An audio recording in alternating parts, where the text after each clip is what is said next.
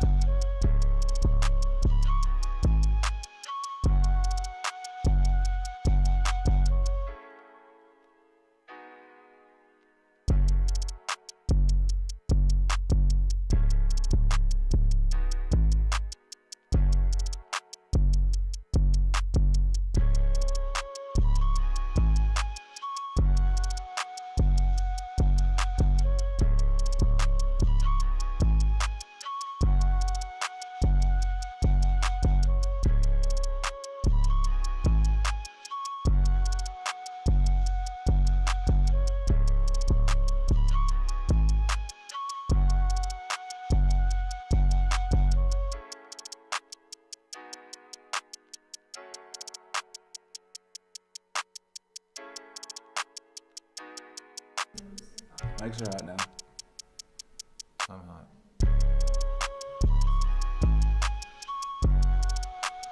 That chroma key's looking wild today.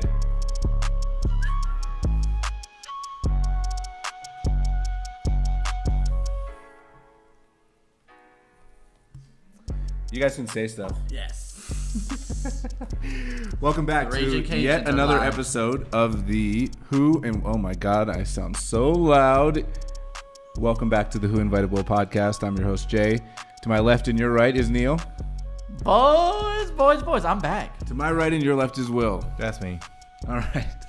So Will's energy's never been higher today. He's saying he has a headache. I sense a note of sarcasm in your voice. Who? You, Neil. You. No, yeah, his energy's low, so I don't know how much we're gonna get out of him today. And then also the Raging Cajuns are playing basketball Curran, live what's right up? now. Also, no need for Jay's that. not even listening No need to for me. that. The Raging Cajuns are live today on March Madness. It's March Madness. Happy March Madness. Will, who's gonna win the tournament? Will was right last year. 1,000 yards. Come on. Kentucky. No, that's a pick. If they actually Are win, they- you're Are they in it? brilliant. Yeah, they are, but they're like a 6th seed. Give They me- may lose first round. Give me all the people, and I'll pick from that. Oh, there's Tell me 64 every single one of them. teams. Tell me every single one of them. Alabama. No. Memphis. So, Kansas. guys, Kansas again. No, they're not going to go back to back. we also have a special in-studio guest who's going to be coming on later. That's a mystery guest. Whoopity whoop whoop. It's going to be Mystery fun. guest? Our green screen looks terrible today. And by green screen, I mean the brick wall that is actually real behind us. Looks a little bit green, if you know what I mean. That I made. You know what it was? I think it was we got it really wet, and I think it's moss actually growing on the brick, right? Yes. And that's called yes-anding production mistakes. If you guys weren't aware, this is the part of the show where we talk about the production for 5 minutes. Right. And You did a good job setting up. Looks good. thanks, man. Yeah, it was Everything 10 minutes looks good. late, so that's never what you want, right? Right. But right. We could totally be better. But all three of us are back together again. yeah, Will has a headache. Jay seems a little. I don't know. I'm how tired, man.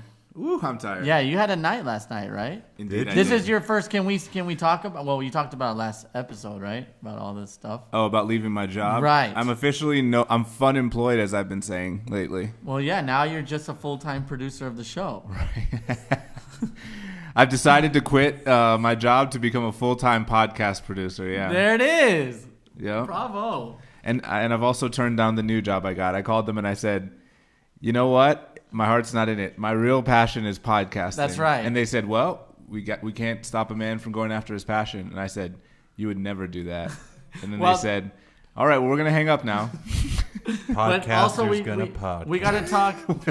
Thousand Yeah, Will's yards. out of it. You No, gotta, Will, you're it's- sick it's- or it's something. Will, yeah, I think he might be. Are you I coming think down he's with a sick. cold? He's going to be sick tomorrow for sure. No. It was. You want some iced tea with lemon? No. You want like Should a we talk Spindrift? Should we talk about our new Wait. show sponsor?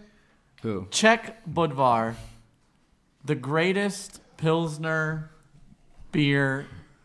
Literally, oh, it's actually a lager. This is how it's like actually a lager. this is how Neil does every bit. He goes, "Should we talk about the thing?" And then it's like, "What?" And he goes, "So anyway," and then he just continues doing it. For those of you who've never had Czech Budvar before, it's easily the greatest lager But it's not- in Where the are you world. getting Budvar It's not- out of it? It says it's Czech Because Bar. it's Czech Var, but it's Czech Budvar is the actual. If you look it up, it's actually Czech Budvar. I don't But see they it put anywhere Czech on Var. it that says Bud.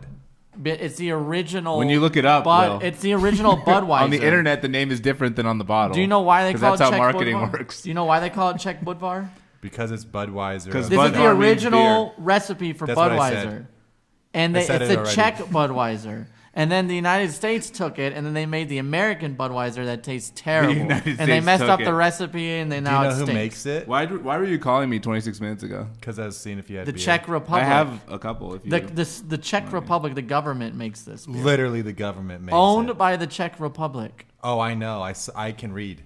Right. So then why, if you can read, why'd you ask me who makes it? Because I wasn't Shouldn't you sure know? if you were You're just aware. sassy today. I wasn't sure if you I may knew. arm wrestle you by Will- the end of the show. for Will sure. sassy. We could do a You're arm sassy. wrestle. You want to do an arm wrestle in front of everybody? Yeah, The yeah. only I'm worried that one of us is gonna snap something. Yeah. Yeah, I'm gonna Seriously. snap your narm. Your narm. My what? I'm gonna snap your narm. I edited myself, censored myself. I'm gonna break your. Who do you arm. think can lift more right now? I can. No way. No.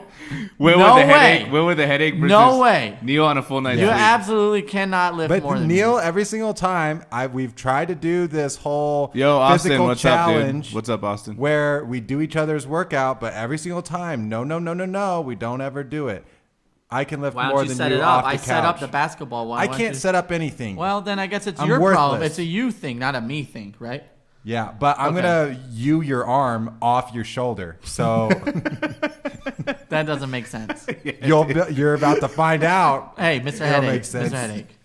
Take some Tylenol, you'll feel better. I am You'll be in a so better hot. mood. Is anyone else sweating? Am I I had sick? to rile you up to get your energy up. That was on purpose. But now you're back. Look feels at you. good. I'm now so it's back. so What's good to the have you back. We're a temperature? full team now. I got sick. adrenaline post. So back to your fun employment. Yep. How's first day? How did it go? It went well because a special visitor came. Why don't you come and show everyone who you are? Who is it? Who could is it it? be? Who is it? It's my mom. She's not on there. She's got to come in. Yeah. Wait, go back Why is to she not on OBS on the bottom. You'll be on, Oh, she'll be on the because it's a bottom. delay. What do I do? Just go to the bottom and go to the black circle with the white circle. So this is my mom, everyone. Oh, here. Eileen. Does she have a name? Yeah, Eileen. Hey, say hi to everyone, mom. Come Hi, on, everyone. come on, Eileen. Da, da, da. Are you so sick of that? You hate it, right? You probably get that all the time, right? Horrible jokes from Like what?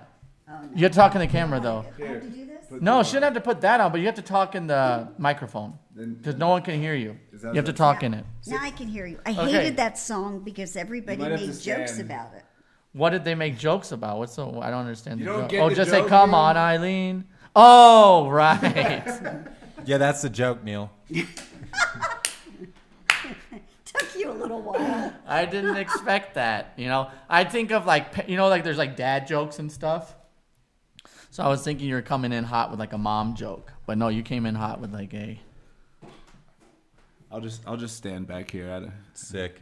Do you want me to stand? I'm a better height. You could if you're not too tired. So you're Jay's mom. How does it feel? How does it feel? What an interview.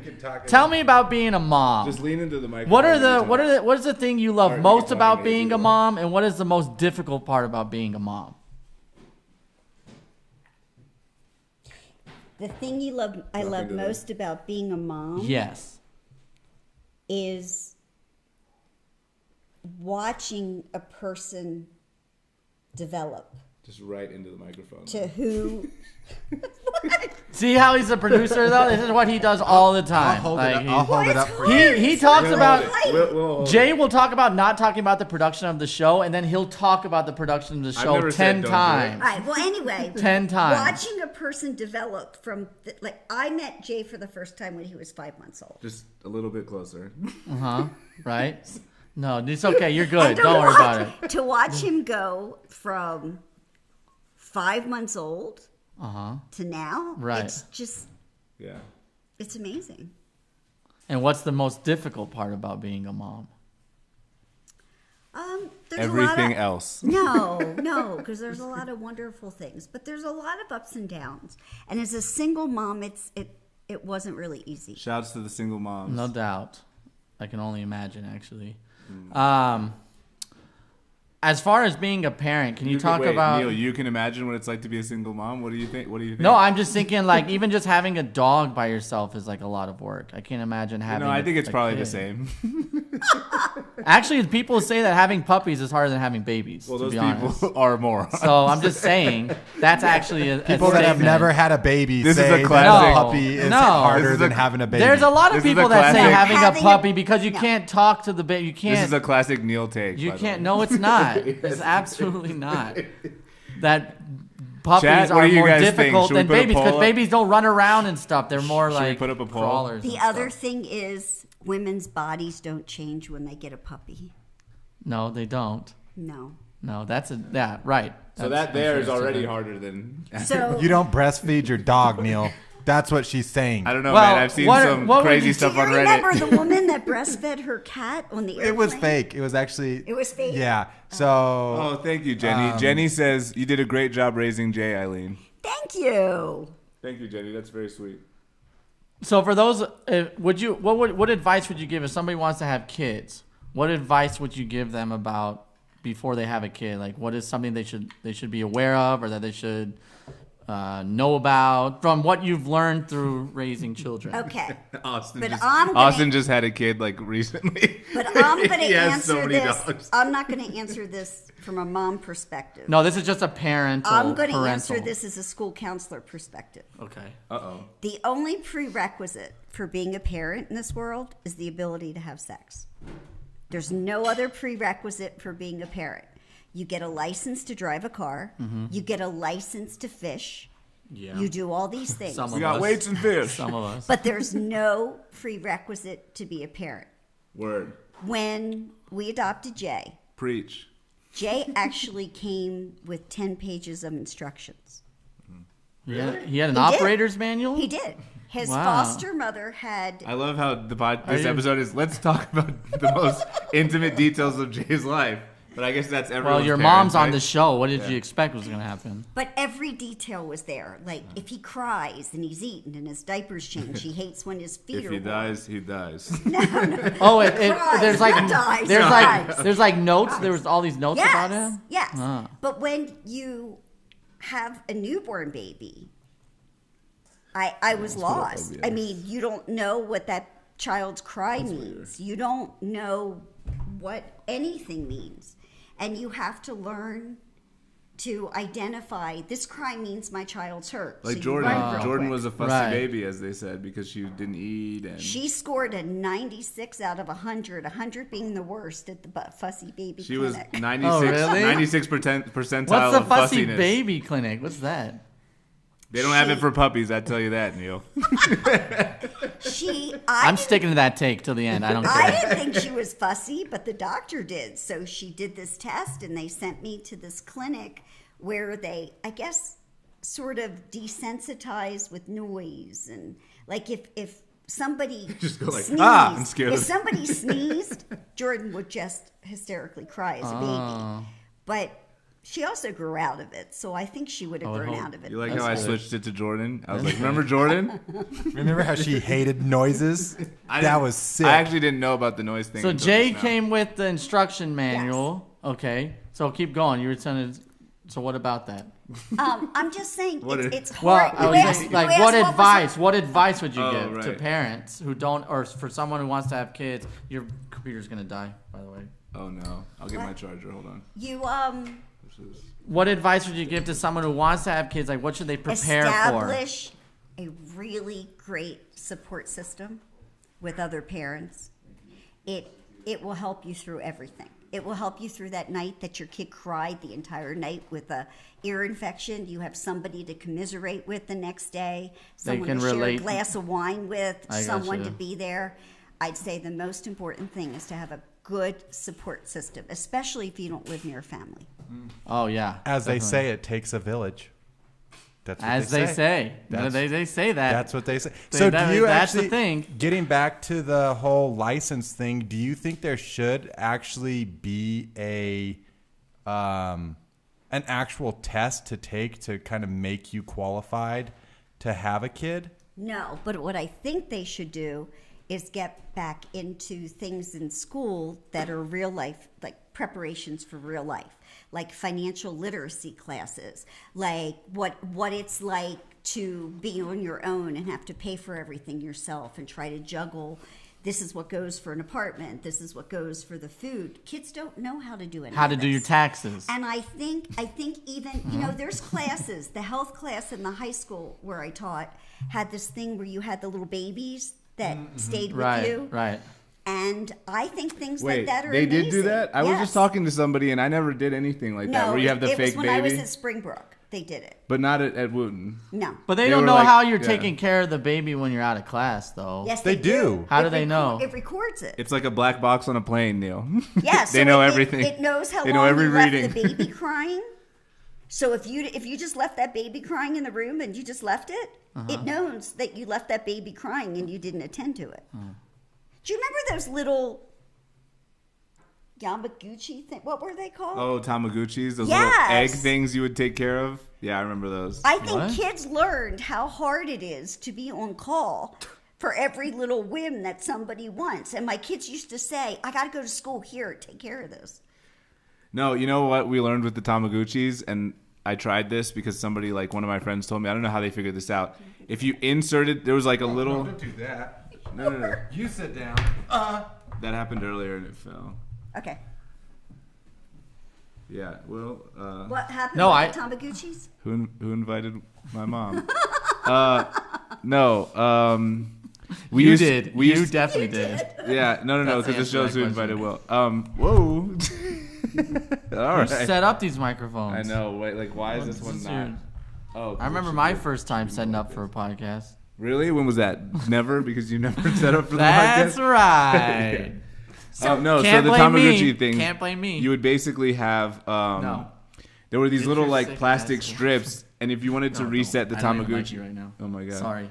If you wanted to reset the Tamaguchi, you would insert this little plastic strip and pull it out, right?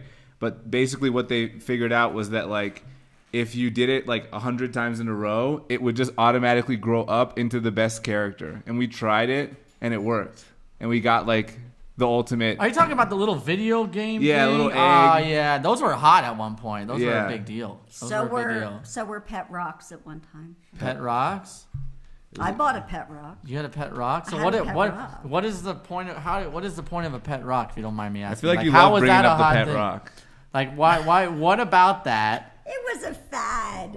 You know, What do you do with it? little girls are always brought up to be nurturing and to want to take care of something. At least they used to be. Yeah. Okay. Used Do you to think be. that's changed? Yes, How so and why? I think that we're not narrowed into these stereotypes anymore. I think we're broadened to know that it's okay not to want to be a parent. It's okay not to want to ever get married. Right. All of those things are okay, but Sure. they weren't okay in my time. If a woman didn't get married, oh, she was a lesbian. Yeah, and then One and of then those, and huh? then they became a spinster. Love that. Yes. Love that for them. Yeah, people used to talk, right? Gossip more. But you're from a small town too, so I feel like the small town gossip was probably a lot. What do you Bigger think part about with cell phone, the implementation of cell phones? Do you think do you miss You're an like iOS not or an being Android fan? No, do you miss like not being able to be contacted at all times? I think it's the worst thing that happened to children. Phones?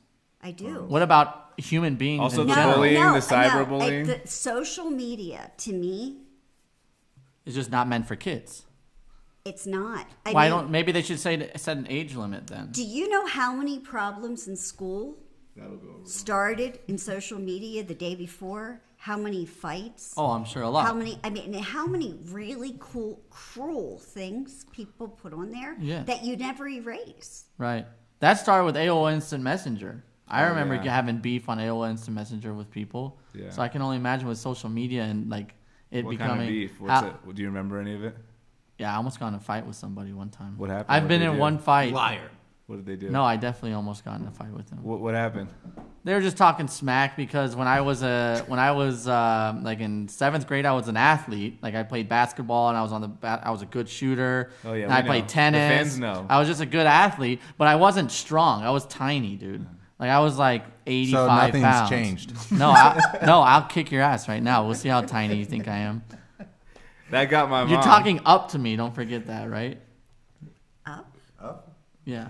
Not You're right beneath now. me. What are you right saying? Right now, because I'm sitting down. But I'm just saying. Okay, so I'm anyway, bigger than you. Anyway, let's not start the All right. AOL So- Instant Messenger so- beef now. No, but So then these- I was just tiny, so I would work out with the athletes and everything. I would work out with the football team and everything, and everybody was stronger than me because everyone's bigger than me.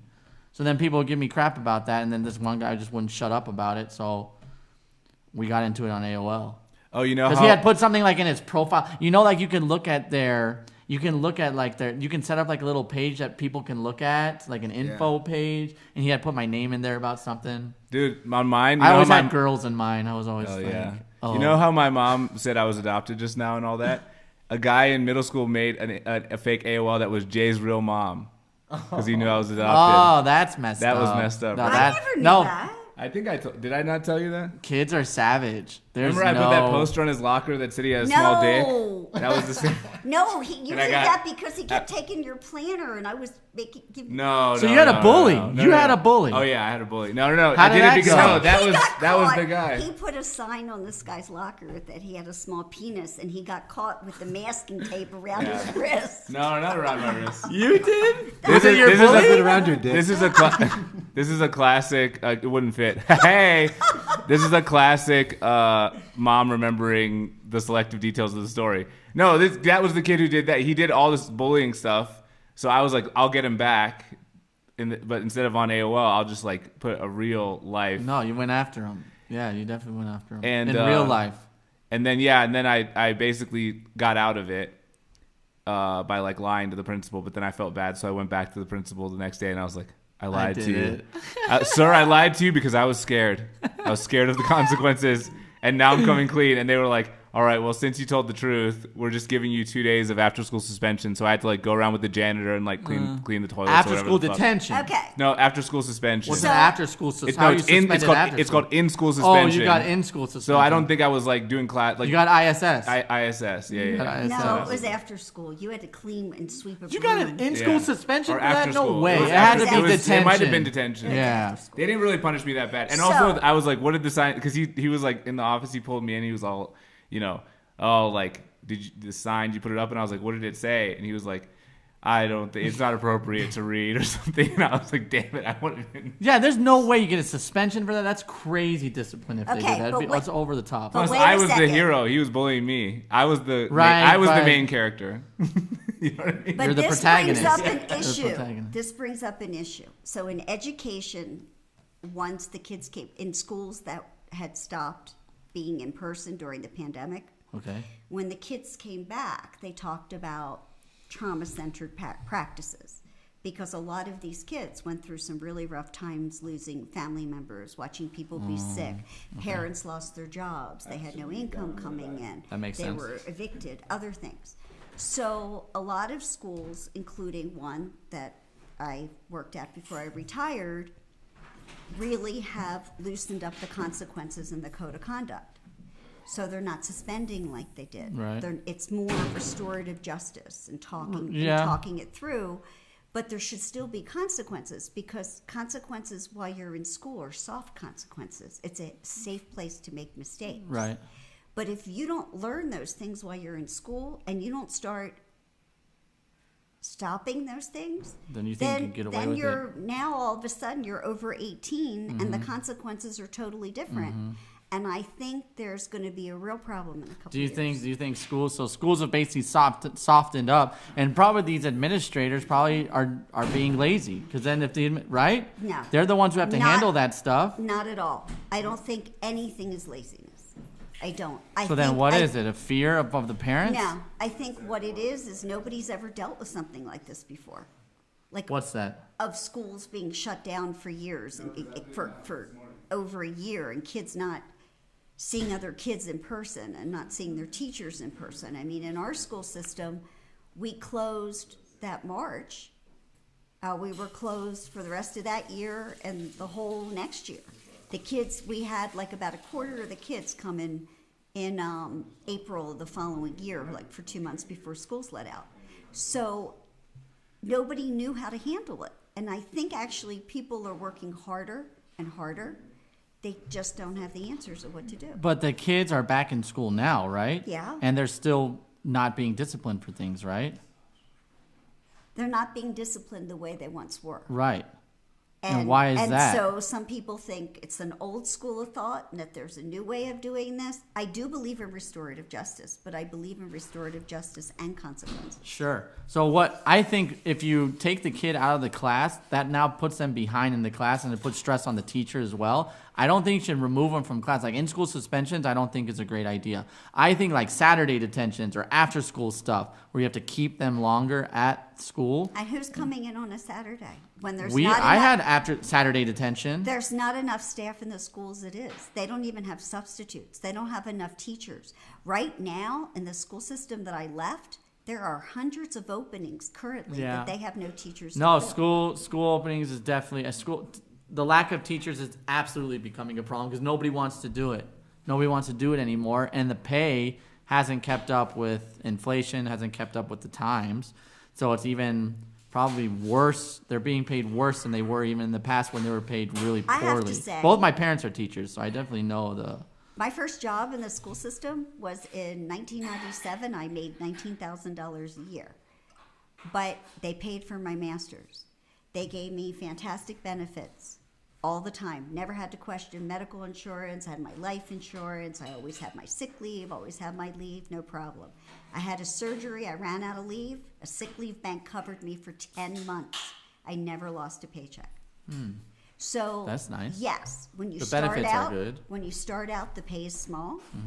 But I think in the end, I did really well. And I have a fantastic retirement. I have a pension every month for the rest of my life.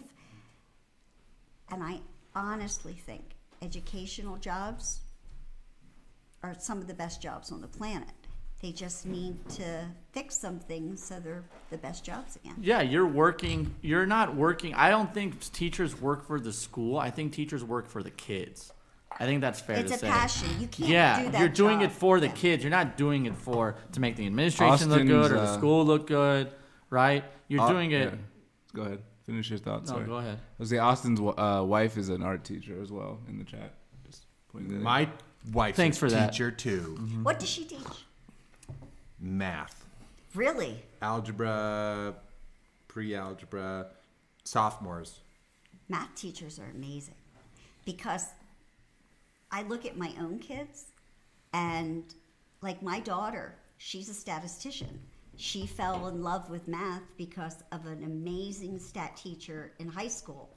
She was never a math person till then. But I think math teachers, the way they teach it, they can show something that's really hard in such a simplified way that you really have to have passion to teach math. You can't.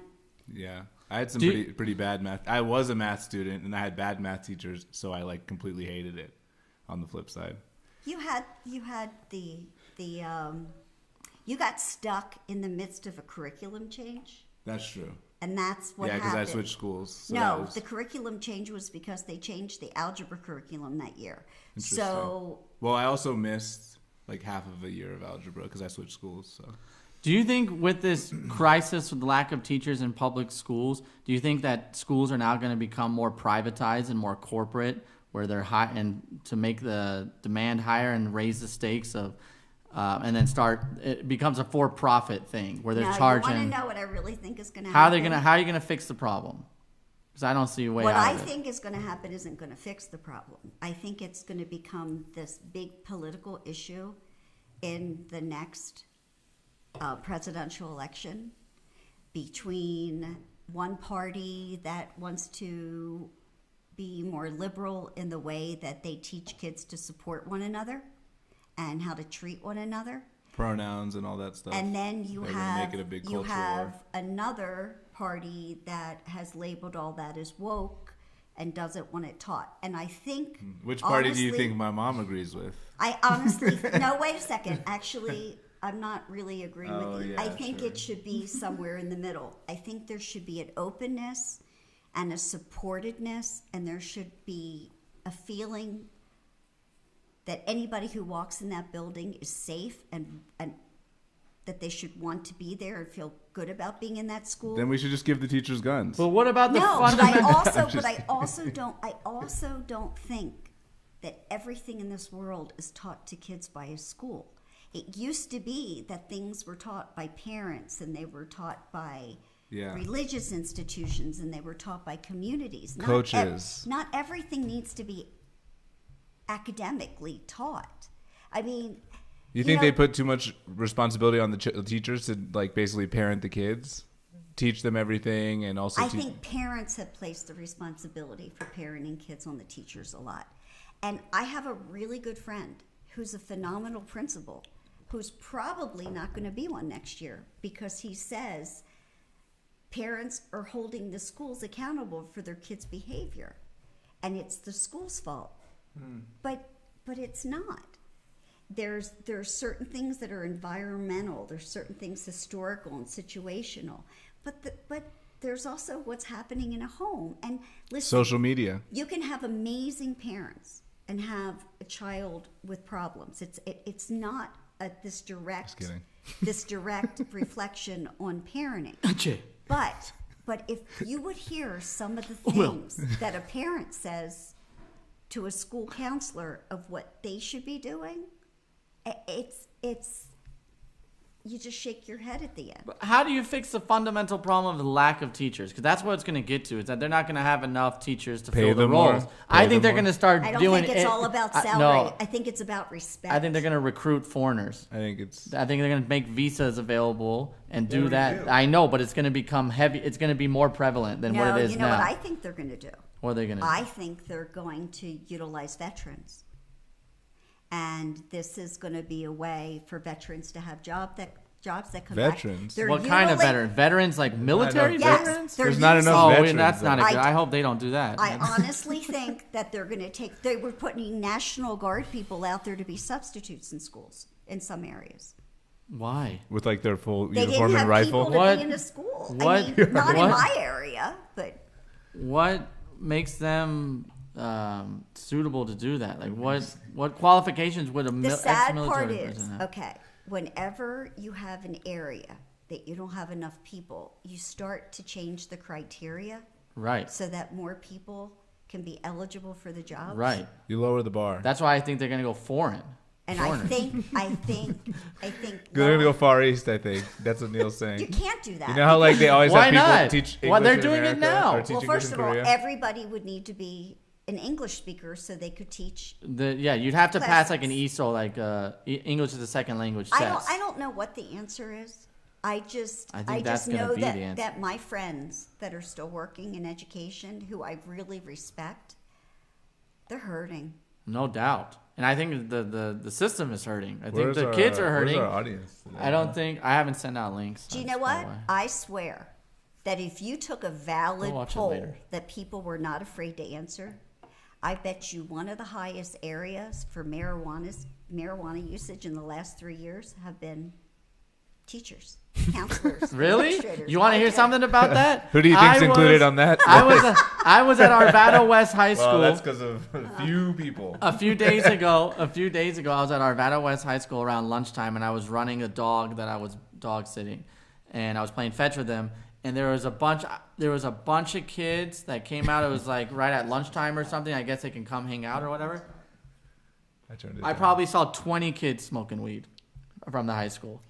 I never saw that in high school back. Oh, in Texas it's different because it's not legal. But it's like it's so prevalent here that the kids. I can't even imagine them going to class high and stuff like that's Middle schoolers are getting caught in the bathroom with. that's weed now. crazy. Well, especially here. What do you mean that's not crazy? I'm saying that's like just wild to think about. It's knew way kids more in middle- I prevalent. knew That's not a kids in- good thing. No, I think drugs are more prevalent in all levels of society now. But I knew kids in middle Yes. school who smoked. But of course, everyone was like, "Oh, these are the kids who are like losers who are gonna have no future." Sure. And guess what? They were right. So why do you think? I drugs thought are you were gonna go more somewhere else with that. I was about to be. No, like, I'm just kidding. Jay. You know what? I I'm feel sure, like I'm sure they're doing great. I feel like you need your spot back. No, I'm good. You're good. No, Will has Mom, a headache. You're a natural podcaster, Mom. What- I what- feel like we don't even need to. Like, Yeah, no, you're we're like- talking the school you're system. Like, and this is I what do- I think about education. I'm like, you realize this is on the internet, so you I should do- make sure that I do you think stand behind your views. And if I you do, maybe Neil should hire you as a campaign manager for his 2044. 2044. It starts now. We campaign He's gonna now. run for I president actually think in 20 years. It's really important to elect people that believe in education, that believe in putting money to education. Yeah. Neil's like, For- well, They all that's not say me. that though. The thing is, everybody gets bought out. The only way to win through the system is to be bought out, because then you need all the money and whatnot. So then your allegiance is to the wrong areas. So maybe you need to change the system so it's not based on that you How have can I to change be the system? Like the system is campaign built finance that reform, way. basically. Is that what you mean? Like If that you kind want of to thing? change the system, you know what they do? Just like who? Who's the president that got shot? Abraham Wilkes No. Booth. Well, Lincoln was one, but JFK got shot, right? Yeah. And they didn't know who did it. Are you kidding me? Our government couldn't figure out who shot him, or I love They this. So fig- this is your conspiracy you believe in. no? I'm just saying, like, if you try to make if you make too many waves in this country, they'll take care of you. There's too many big people with a lot of power that want to keep the things the same because they have the upper hand. But don't you think that's in every country at very high levels when people Of have course, a lot that's of the money, problem. corruption goes with the money? Absolutely, that's it. So it's like, how can one person change that system without? Hey, Martin Luther King, he changed the system. He changed how Malcolm things were. X. Got killed. Malcolm X. Malcolm X. But they Another still one. made a But I'm just saying, they did. And change doesn't happen overnight. You have to be a unbelievable public speaker and almost like hypnotize people. So Okay. Do you know those things when you go to arcades and you drop in the quarters and it goes back and forth? The claw game. No, not No, the the claw. reaction speed, and you like stack them on top of And each they other. stack, and you're trying to get all the quarters to fall out. Yeah. Okay, because you want But all I- that money. I know- And they okay. move just a little bit. yeah. each time. The But- stacking thing, the okay, machine, the so for thing. a while, nothing makes a difference. But then there's the one quarter that drops, Right, and it drops just at a certain angle, right, and all the quarters move and fall off the Right, edge, like and 30 you of got them. all the money. right, Critical mass. That go. one quarter right. made on, a difference. Sure. Critical mass. So All right. Well, I'm going to let you guys go on with your podcast. No, Yes. no. Yes. I'm doing great. What else would you like? Like I don't feel good, so you need. Will's getting us. We all were sick. talking. Before Don't the. get me sick. I'm not sick. I think we should talk. There's Why do you one have thing a I think you need to educate people on, and it's the social. Dehydrated? We talked about this prior to the show. You can get some water. And stuff. Social Security issues. The Social Security Administration, and that they track the amount of money you make every year. But it sounds like you've had some experience where they don't get it right, and they're not So- allocating enough to you, or they're allocating too much to you. Well, I'm not going to say they don't get it right because Social Security puts out a lot of information to people at all ages, telling them to register for their website and telling them to look over their income. Yes.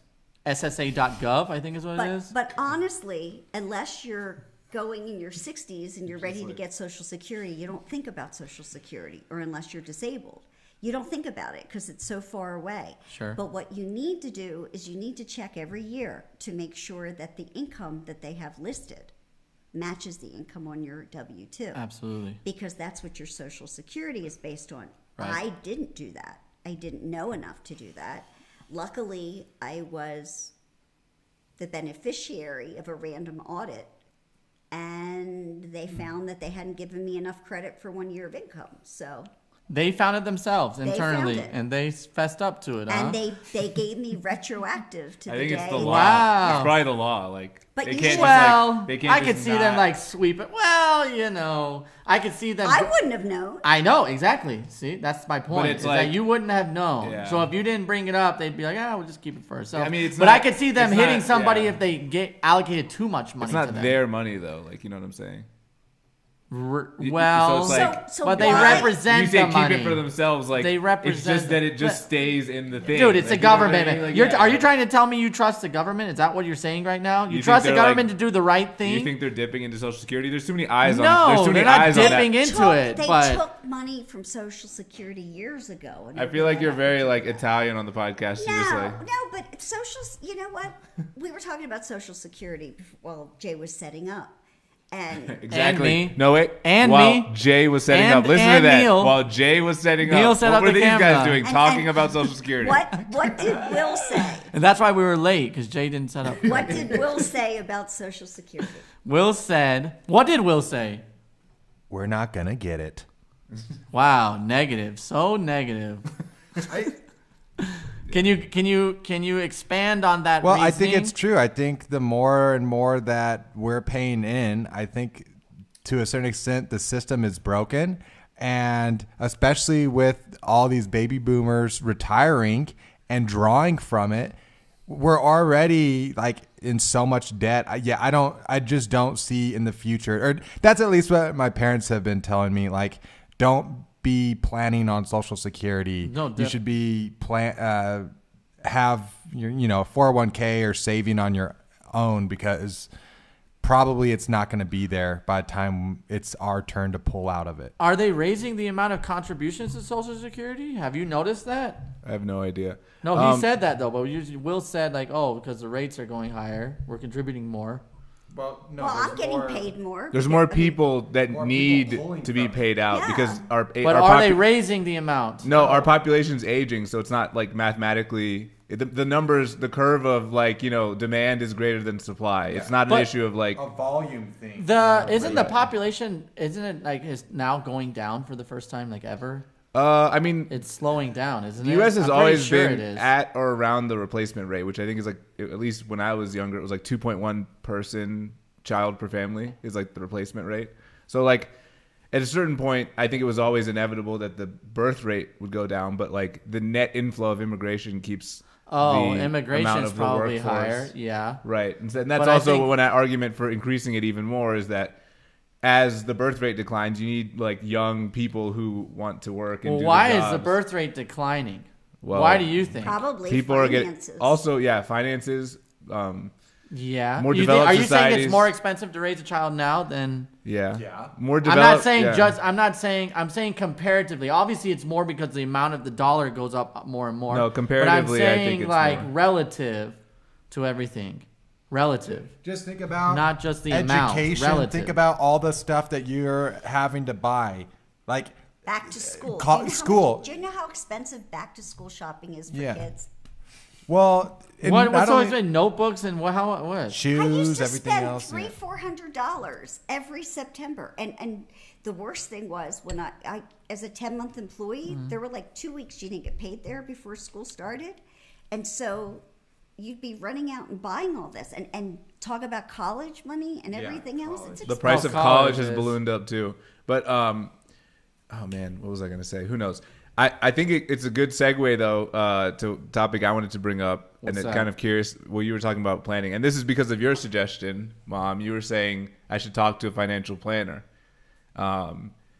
which I did talk to, and we could talk about that conversation. I I'm would very curious. love I'm very curious because I feel like Neil's attitude is talk going to be about that. similar to like my dad's attitude, where it's like, what is this guy going to do that you can't No. do? It's a good start. If you don't know anything about anything, you need a base. Yeah. But I personally wouldn't go to one. Yeah, no, so But- he goes, no, that's not what I But think. I've And had then one he in the describes past. it I've had and- one in the past But in Jay's Wyoming. circumstances Really? I are learned from different. her. Yeah. But Jay's when I first got it. circumstances with a larger payout. My have pinky is lot a of- little higher than yours, Neil. but has a lot of tax implications. And the other thing is, well, first of all, I was going to ask why did pensions disappear? Because I actually don't know why they disappeared. They They disappeared didn't because disappear in the government. We all They have. No, disappeared the government because- and state, county, and government employees.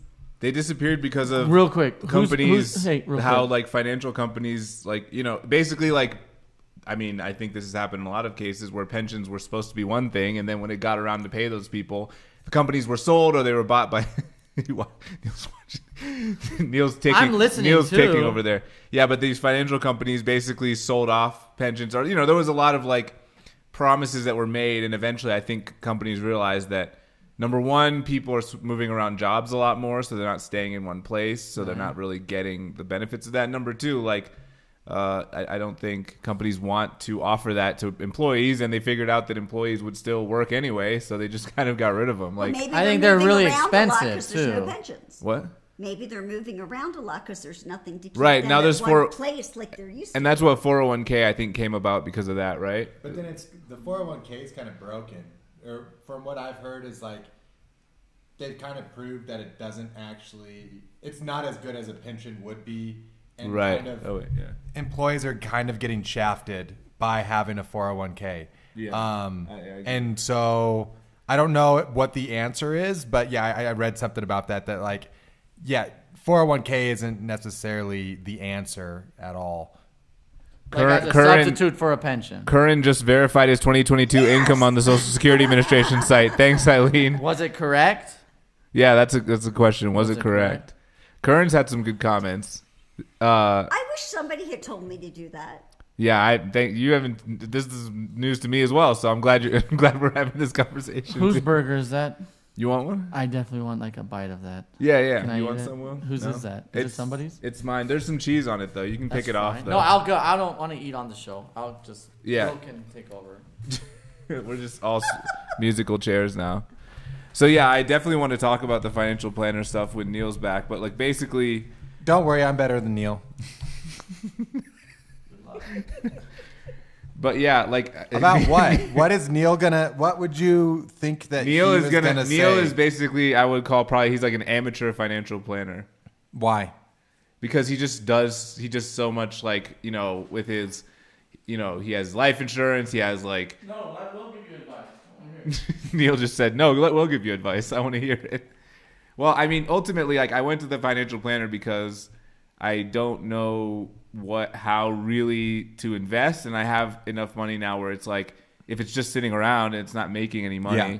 it's not really worthwhile, right? But then on the other hand, I don't necessarily have the time, motivation, knowledge, or like, and I'm not willing to like lose money to learn to like play the stock market myself or figure out what mutual funds. I feel like somebody who's paid as a professional whose job it is to understand how all these like asset classes work, how, to research different assets, to like watch the market and make sure that things are not moving in this direction that means the current investments are no longer going to pay, and also knowing like he's balancing that against like capital gains tax when he makes a trade. So it's like, and he has software which basically like it calculates probability of so you basically fill out a form, right? And you say what your goals are, your life goals, right? And then to say your retirement age, and then you put all that into the software, and it gives you like a probability, I guess, of reaching that, and then a percentage of money that your money needs to make every year that you have invested to help you get to that goal. And his job is to make sure that what you're actually making doesn't fall below that percentage. You're making more than, so it's like, let's say it's like 5.5% that your money needs to make every year compounded to like have a certain amount at a certain age. He's making sure like, all right, well, the fund's returning 7 or 8 or 9%, so we're still good. And of course so the way he gets paid is he makes a fee, which is a percentage of all the money you have invested with him. So it's like 1.25% basically. So he's also incentivized to grow your money because that means his amount of what he's making goes up, right? Like we're sort of in it together. It's like reinvesting. And he's an accredited fiduciary, which I don't know much about that, but from what I've read online, like there's a lot of people who could be like financial advisors out there, but an accredited fiduciary is like legally obligated to do the trades that are in your best interest, and they have to be completely transparent about like their process, how they selected things, why they selected this product, and like so it's like a legal, it's a lot more technical, legit, bona fide, right, than someone who's just like a financial advisor, and he doesn't charge for anything other than that annual fee. So I'm like, I've had a planning meeting with him. I'm gonna have another one. He doesn't charge you to like plan and set it all up. He just charges you once you invest with him. Basically. So that's my big question. How did you even find this person? My mom was like, you should ask your friend Milena if she knows anybody or her parents. Or Her something. parents, because her parents, are very settled, very comfortable, and I thought that's a nice way of putting it. Yeah. yeah, they're rich. Okay, so you got through them. So yeah, then I would also assume that then that would be fairly legit too. So everybody I know that says, "Oh, you can do it yourself" and all this stuff, yeah, never really got a lot of money from their investments. the people I know that started out this way are extremely comfortable in life. Who started out with financial advisors. With parks. their money. Yeah. When they started making Yeah. an amount that they needed to think about it. Mm-hmm. And the people that invested their money wisely, starting from when it was just a little bit of money and then it grew, are very comfortable. Never had to think about the year they retired, never Yeah. had to think about downsizing or other things. The people that say, oh, you can do it yourself. Yeah, it's like actions speak louder Or, than words. Like, yeah, I mean, getting back to your point, you're like, hey, if I'm not really interested in doing this and being actively managing my account, it's worth the 1.25% to pay someone to do that for me. I think maybe Yeah. Neil's argument would be, I like learning about this stuff. I like doing this stuff. So that's probably one of the, dang, it was so loud I Becomes could a hear hobby. it Yeah, I could pop hear Becomes a on the- hobby. Yes. But and but so- also like the one thing that he said, not sorry to cut you off, but quickly what he said too is like he was talking about like he basically said, you know, what he sees as like the value of that, like whatever it is, 1.25%, or the value of his fee is like you also have someone standing in between you and a bad decision, is what he said. He said like a good example of that was like during the COVID sell-off, a lot of people called him up like, sell, let's get out, and he was just like, no, like we're not thinking about short term, we're thinking long term. And he said he was able to convince everyone except for one person not to do that. And then he said like if those people had done it, they would have been sorry. He's like just knowing like how the market rebounded. And also like one interesting thing about the sheet of goals is he told me like if you have goals in the next 3 years, set aside the cash for that. So we're not even going to think about cash for that. He's like the reason is that we don't want any pressure. Like he's like he was talking about the bond market and SVB. We talked about that a little bit. He kind of explained like his perspective on it. And one thing he said was like the bond market in 2022 was bad because of raising rates if you were trying to cash out in 2022. But he's like was describing investing in mutual funds, and he was like essentially like the demand's going to go down on some of the bonds, so the price will go lower, but they're also buying higher yield bonds into the mutual fund, which has all different types of bonds at different rates and different maturation. And you're getting like paid interest or coupon as they call it every month as opposed to like every 6 months with traditional bonds. So he's like basically you can take that money that you're getting every month and reinvest that and buy new bonds. He's like, so this is actually a really awesome time if you like are thinking long term.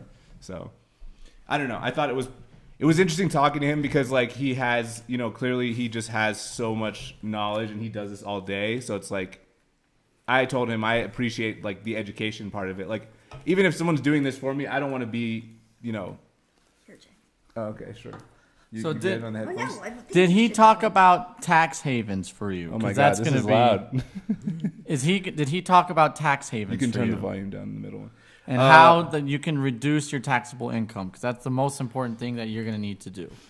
That's the most important thing. I think is his to hide specialty money is from the government. His basically. specialty is really, I guess, portfolio management and financial planning is what he said. So we didn't get into any like super specifics. We just had like an hour-long meeting, or a little more than an hour. But He asked about your goals and whatnot, but he didn't necessarily prescribe you what you should do yet. Is that right? What are some tax havens? yeah, why don't you say what you mean? Well, by there's tax three havens? things that I'm thinking of. One is purchasing property. So when you do your taxes, your mortgage interest, especially when you just purchase a house, your mortgage interest is going to be quite a lot. And all of that interest is tax deductible. All of it towards your income, which is massive. You don't think about it now, but I'm telling you, it's in like that with how expensive property is nowadays, it's like tens of thousands of dollars. Well, close to 10,000, if not a little bit less or more. Not to mention the equity that's growing. Right. That you're That getting property when you have that property is probably the most important thing right out the gate. Second thing, if you're making a lot of money where you're like, I don't know what to do with this, the first thing I would do, or not the first thing, I would obviously save up for property. The other thing, if you have extra money still lying around, is contributing to the 401k of your company and maxing it out. Honestly, maxing out if you can, because the younger you are to max it, which is right now the max is $22,500 a year. That used to be like 5 years ago, it was like 18,500. But with inflation, they're raising it higher and higher because inflation's going up so quickly. Typically, it goes up like 500 every couple years. It's flying. This last one went up $2,000 in 1 year. It was 20,500 last year. It's 22,500 this year. So if you can max it out, because the earlier you put it in, longer term, it's going to do fantastic. It's not but about what you contribute when you're 60, 65. It's what you contribute when you're in your 20s and your 30s, because that money is what's going to build over time.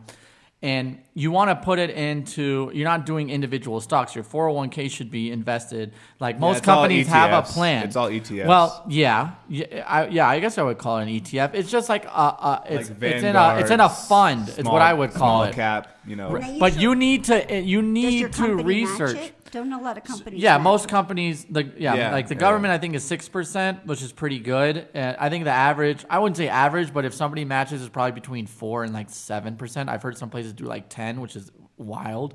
But you should at least, if your company's matching, you have to at least put the match, because you're missing out on free money if you're not doing that. But if you have so much money where you're like, I don't know what to do with it, the more you put in there, the lower it's going to reduce your taxable income. Like if you contribute $22,500, that's $22,500 right off the top of what you make. Yeah, which is important. He talked about that. He talked about That's that, like not having to pay capital gains tax on your 401k until you that's the other thing. until you cash out. That's a great. You just brought up a really good point I wasn't going to talk about, but you can contribute in a traditional manner, meaning pre-tax, or you can contribute in a Roth, which is after taxes. It's not good to have two microphones. Oh, I thought he was taking that one. No. So you can contribute. You can contribute in a Roth You can have as well. Or just tell us when you want to talk, and then we'll get it. No, just So Roth is keep them. We can keep it. far apart. Okay. So Roth is after tax. First they tax you on your paycheck, and then they take the money. Like let's say you want to put $300 in from your Roth. So then they'll tax you, and then they'll take $300 after tax. So when you retire or when you want to dip into it after age 54 The Roth and a half, is different I think, than or 56 and a half. 401k though in that respect. It's in the No, 401k. it's two different things. It's You can one is have taxable, one's non-taxable. And then there's you might be thinking of a Roth IRA versus a 401k. That's different. And then there's a traditional 401k and a Roth IRA. Roth 401k. Yes. Okay. You can contribute to your 401k in a Roth manner if you want. Yeah. But you're getting taxed, and then so it's harder to contribute because you're taxed first, and then it's coming out as non-taxable income. So not non-taxable income, but your paycheck has already been taxed. So it's harder to contribute that way because it hits your paycheck harder. But when you retire or when you want to dip into it, No taxes, right? No taxes. It's tax-free. You already pay taxes. So that's nice. You're paying taxes up front, which is nice. So what I've always done, not always done, probably the last 4 years, is I do a 50-50 split, 50% split. Yeah. Half Roth, half traditional. So then I can use Roth. Plus also with Roth, you can, I think after 5 years, you can actually borrow from it. I believe that's the thing. I think you can take it out without penalty. I'm pretty sure. I don't know, because we there's a rule looked about at it. it one I time. thought there were specific reasons for it. Though, that Well, you're going to use, like you were taking the money out to buy a house. So for your first house, you can borrow up to $50,000 from your 401k without any penalty. Zero. You can borrow it, use it to buy a house, and then you're paying yourself back. But typically there's an interest with it. It depends on. It's low. It's not that. But yeah, also it's it's lower like than not it's lower making- than the interest rate. It's lower than yields typically. Like right now, I think it's way lower than mortgage rates. It's like half the mortgage rate. So if mortgage rate is like 6%, typically you're borrowing at like 3%. But you can borrow from your own 401k. So the best is if you really know the market's going to come down and you want to buy a house, like you think the stock market's going to come down, you then borrow from your 401k. The market goes down, but that money has already been taken out and you've put it into a house that's a lot more stable. So if you can time it, but that's a timing thing. That's just. This is why I want a financial planner, because it's like he would be like, I don't know if you should necessarily. Well, you don't ever want to necessarily time the market, but if you know that the market is like bubbling or fizzing, meaning like the last year, for example, after COVID, where they were raising rates, COVID hit, they had to immediately drop rates to like zero to save the economy, and so zero. now they're bringing them do you know right what that back up means? to If you save lower the rates to economy. zero or even negative or whatnot, these tech companies, a lot of companies are borrowing money all the time, and they're borrowing it on and they're not having to pay any interest rates. Yeah. So now when they have to raise rates because inflation is going high, now these companies can't borrow. It's slowing down the economy. Mortgage rates are higher. It's harder for people to buy houses. People are getting laid off. Companies are trying to Construction jobs are slowing down. They're trying to save their balance sheets. For example, Facebook, right? Facebook's killing Meta. it. They have Meta, yeah. They have laid off like 10,000 people, and the stock has skyrocketed because that's good for investors because they're cost cutting. But people lose jobs. The investors make money, people lose jobs. That's not good for the economy. That's higher unemployment. But they've handled inflation pretty well. The Fed has handled inflation. I think they got to it pretty good. They got to it early. They have it under control. It's coming down in a steady trend. However, the argument now is that they actually raise rates so quickly in such a little amount of time. Now the banks are suffering because of it, and people that were not positioned for those quick of a rate hikes, these banks are getting hammered because of how their balance sheets were and how they were doing loans and what they're investing in. Their bond portfolios being The bond portfolios are destroyed Well, yeah, because but- they were yeah. putting money into treasuries at a low rate, and those treasuries then skyrocketed. So now they're paying people on loans more than the money that they are investing in. You understand? No. Well, also I think what happened is like they raised the interest rates, right? So that lowers the value of the bonds that they held. They didn't absolutely. they didn't diversify their bond Right. Well, like portfolio well SVB. enough, right? SVB was Yeah. all in like IPOs. It was in cryptocurrency. It was like not balanced at all. But There were they a were few, there were a killing few it. pictures of like monkeys with sunglasses on in their portfolio. Yeah, and they like were "Let's NFTs just-" and stuff like that. They were really greedy. A lot of these banks were extremely greedy. No. SVB was just pure greed. Banks were greedy. No, but not the big, actually, to believe it or not, the big banks are actually, there's so many regulations because of Dodd-Frank, because of 2008. Yeah. They have so many regulations that they have to follow that the big banks are actually positioned pretty well. And I think there's an overreaction to the big banks, but these smaller regional banks, I think it was a Trump administration passed some sort of regulation where these regional smaller banks don't have to follow all the regulations that the big banks do. But aren't So now the big these- banks bailing out some of these smaller Some of them. banks right JP now? Morgan, I Yeah. think, was bailing out First Republic Public. Bank. Credit Suisse. However, there's a problem in Europe right now. So Europe is behind on the interest rates. They have high inflation, and their Fed hasn't moved quick enough. So now Credit Suisse is basically going under. And not only that, they went under the next day. The European Fed, whatever they call the ECB, European Central Bank, I think is what it's called. They raise interest rates 50 basis points. New World half Order, a percent. that's what I call it. Yeah, it's the Illuminati of Europe. 0.5%, which is horrible for banks. So not only the bank here, we've gotten to a point where now they're arguing: does the Fed raise 25 basis points, which is 0.25% or 0? We're in a good place. Europe is behind. The banks are failing, and they're having to still raise quite a bit. I mean, 50 basis points is a massive amount. So that now the problem is not really the United States. It's and it always seems to be a Europe thing. But people overreact, and Yeah, that's one thing the financial planner said. I said property, the 401k, and the third thing is I would, if you have additional, I don't know if you can do this. I think if you have a 401k, I don't think you can have an IRA as well that is like You $5,500 a year. Yeah, that yeah. you can contribute to. Yes, but but then right it- before you do your taxes, right? Yeah, but then It's $5,500, I think. It might or be raised. 6,500 for some No, reason. I maybe had it in no. my head. You can have children for the tax deduction. Oh, there you go. Yeah, exactly. that. More.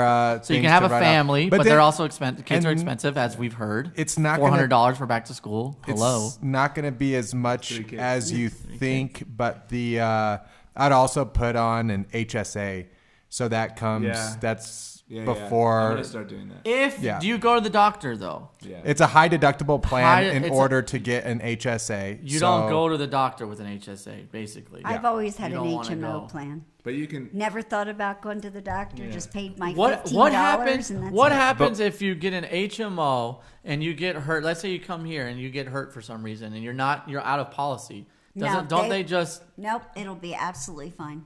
If I had to go to the emergency room now and got admitted here, my Well- HMO would cover it. It would out of state because I think HMO and PPO, Like PPO is more They definitely nationwide. for emergencies and everything. For emergencies. Like, absolutely. Now, if I just decided, hey, I just want to go to the doctor's Right. here and I don't have a outside of state. diagnosis, they probably, Like if you live in DC, right? Maryland. Or Maryland? Okay. So if you wanted to go see a doctor in DC, you would no, be it's at fine. It's Maryland, DC, Virginia. DC, It's all Virginia. like probably the same network. There is. It's just for every. HMOs? Because I had an HMO in Colorado, and if I wanted to see a doctor outside of Colorado, like it was a pain in the butt, and they were trying to charge me an arm and a leg and all this stuff. So I just switched to a PPO recently, and it just, I don't know. Neil, keep I your had an arms HSA. and your legs. That's what the doctor should be making sure are okay. You shouldn't be giving them your arm or your leg. Yeah, they're charging me my arm to see the doctor. That's messed up. But They're you supposed to wanna- fix the arm. But you want to know what's weird? This has never happened to me before. But the last 3-4 months, how many doctor's offices I went to that people are shutting down and retiring? That's another area that people are getting out of it. Because The medical field, you're yes, saying? because they're not getting a lot of money from the insurance. So I'm retired, but I work 2 days a week for a dentist. So let's say somebody got a crown $1,400. The insurance company that you are a part of already brings that down to $750. Okay. And then you get a portion, and then the patient pays a portion. Sure. But the other $700, you write off. You just adjust it off the person's bill. He's writing off so much more money than he's getting in, and his prices are not high. Do they use that for taxes then? Like, where does it go? It gets adjusted off the person's bill because if you are a participating doctor or dentist, you've agreed to those adjustments in advance. It just gets wiped off the bill. Because the Just insurance company disappear. won't reimburse. Right. And they do it by areas. So maybe if I was in San Francisco, maybe that doctor would get more money than in another area.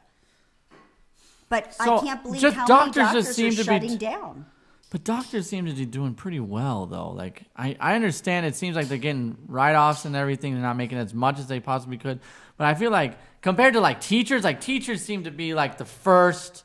Do you know how The first thing that in needs debt- to be taken care of. do you Doctors are, in the back Do you row. know how in we can debt get to that later. most medical students are when they graduate? Oh, I'm sure.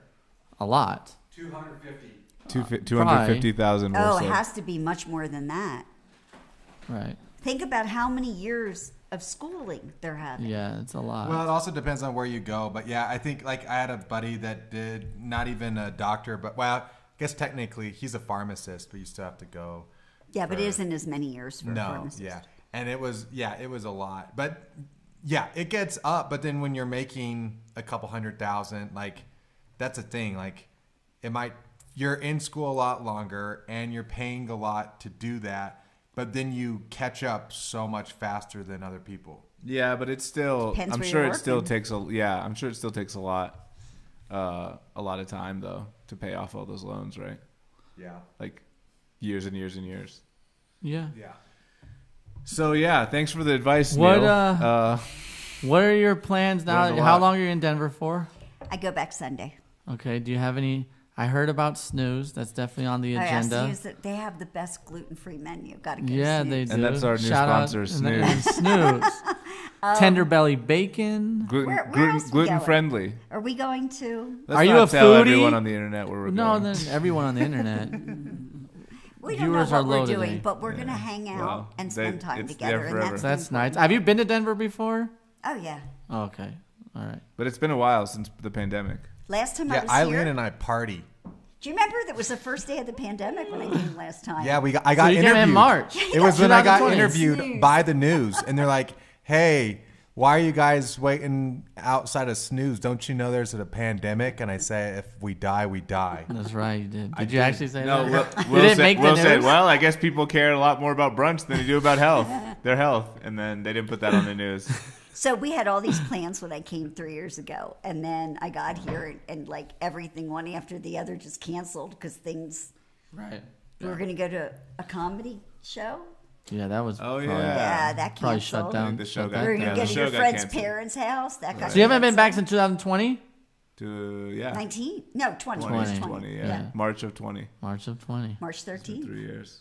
Do we have an issue Oh, today? it's 3 years. We got an issue today? No? All right. Well, that's I fine. didn't really do research. Okay, so I have a question. I'm going to ask you the same question I asked Jay. My mom's got an issue. Eileen's got issues. You're gonna yeah. you're gonna give advice to somebody right out of college. Could be you. You could be giving advice to yourself.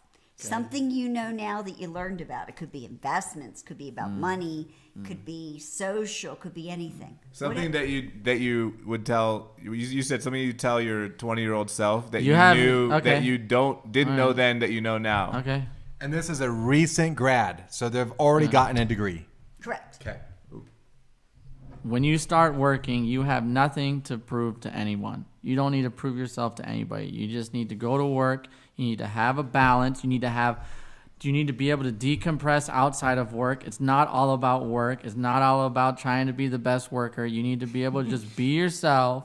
What's that? It's interesting. This is interesting advice coming from you. Yes. It's something I've learned. What do you want me to say? Don't you Recently, think- I have you wasn't. been I wish I was. Recently, yeah, I think I have. A lot more than I used to. But that's because you reached a level when you first started a new place. You do reprove yourself until people get to know But you. you don't have to put pressure on yourself. No, but I to- do believe in balance. Balance is Right. huge. And when people lose their balance, you lose your way. I thought this was Neil's answer. No, it's an Eileen Neal remix. Is what it is. That's yeah. a good one, though. So that's what I would. That's what I think. Are you gonna need take to keep that your mental advice? stability? I am. I am. You guys think I'm not? I'm here right now. I could be working right now if I really. That would be insane. No, it wouldn't. And be. also, It wouldn't this be is the your, first time this I is your did that. second job, dude. So Huh? this is your second job. So Well, if you're doing this full time, I just want to announce that now I'm also Yeah. doing this full time. So gonna be if my great. boss is watching, I'm out. What's Will's advice? I'm out. What's your advice?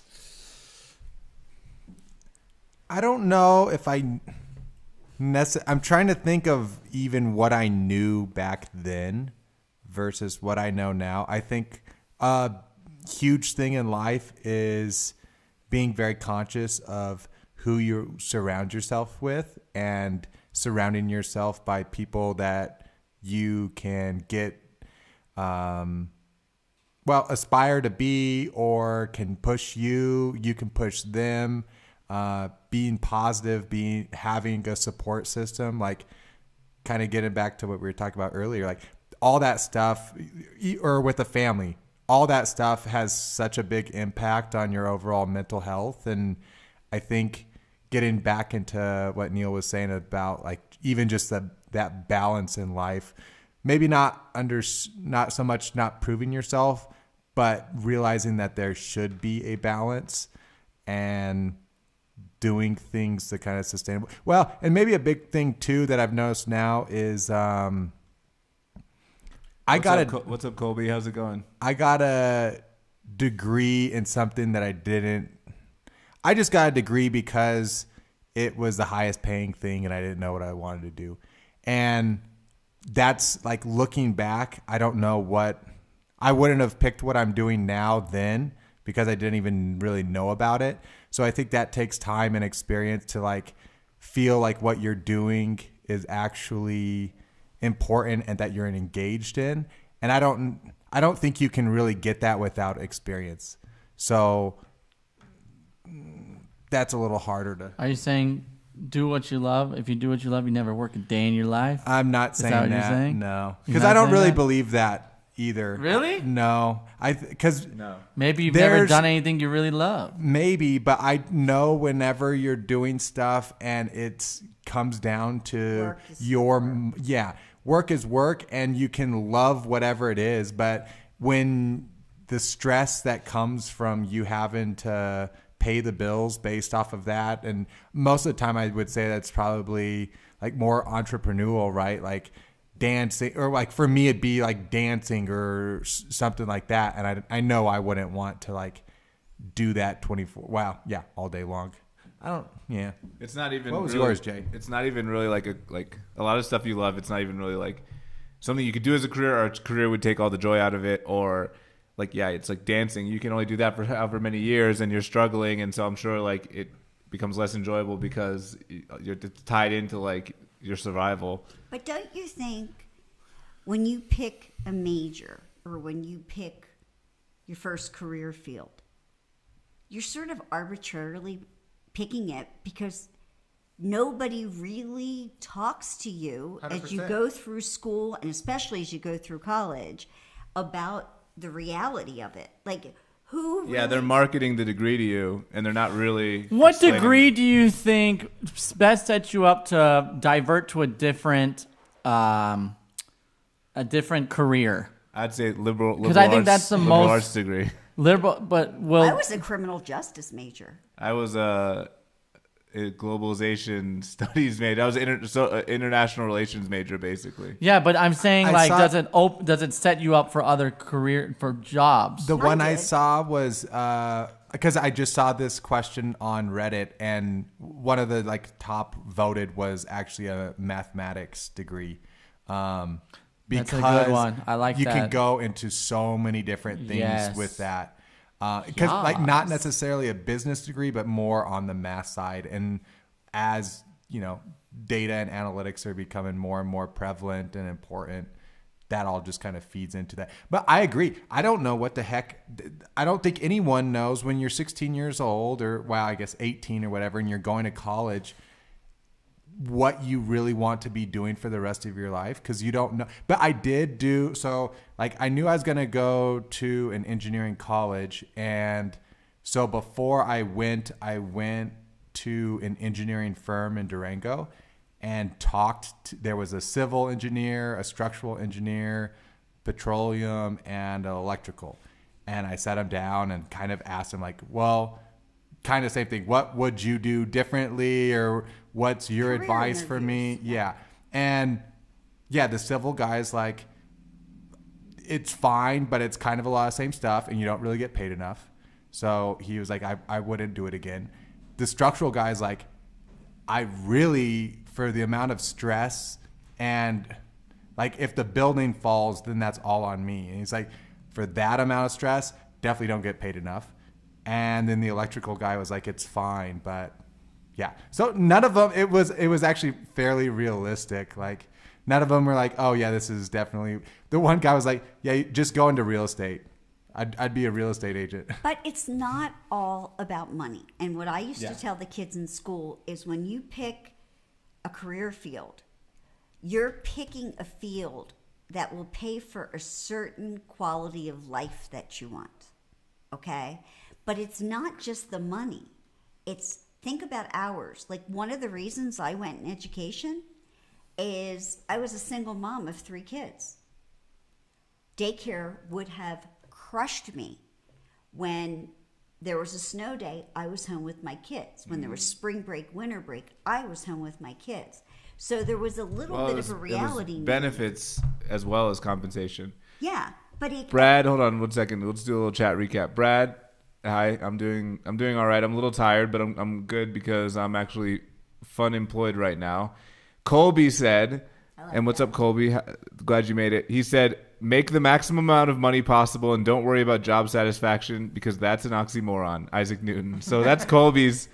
That's Colby's. But Colby, sounds like he probably took that. I mean, I think you approach can in life, right? sacrifice a lot more at a younger age with your job, as far as like if it's a really pressing job, it'll set you up for a smooth path later in life. I'm talking like 3 or 4 or 5 years of really hard work to set you up for being in more cushioned, comfortable position. I think that's a good idea. I think it's not a bad idea to sacrifice more at a young age, because then when you get older, if you have kids or a family and everything, you don't have that to give. So it's better to give it up front, I think, than to try to do it on the back end. If you really That's my care about thought. your career, like, I think you have to treat the job, especially like your first job, as like, it's kind of like, Beggars can't be choosers is kind of how I would say. Maybe that's a little harsh, but I think if you're just coming in there, that's not what I'm saying. I know, but that's what I'm saying. I'm saying you have to treat it like it's like finishing school, right? Like, you went to school and you learned, like, the reason I liked my degree is because it was heavily focused on like critical thinking and writing and analysis, like, of like text or documents or books, or so there was a lot of like language skills I think that came along with it. But like ultimately, it didn't really set me up to like make any significant amount of money. So like when I switched careers and like went back and got my coding certificate or whatever, like I had technical knowledge, but I wasn't an expert. And a lot of people I know who come out of like computer science school, degree programs, they feel like that too. It's like I learned about a bunch of stuff, but I don't know how to apply it.